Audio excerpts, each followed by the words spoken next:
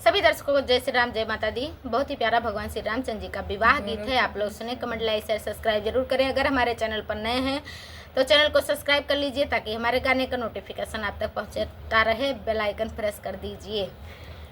आइए सुनिए।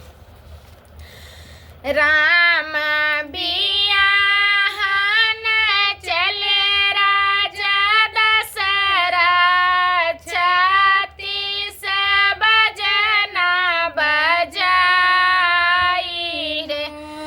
बीच महलिया मना चे पतुरिया, धनी दशरथ तोरी बागी हो।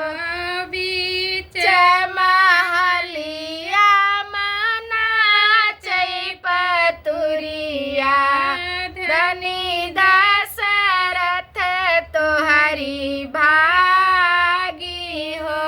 जाई बरतिया जनकपुर पहुँची, गलिया नयर झामियान, राम लखन धुन पूछन लागे, कवन जनक जी के द्वार हो।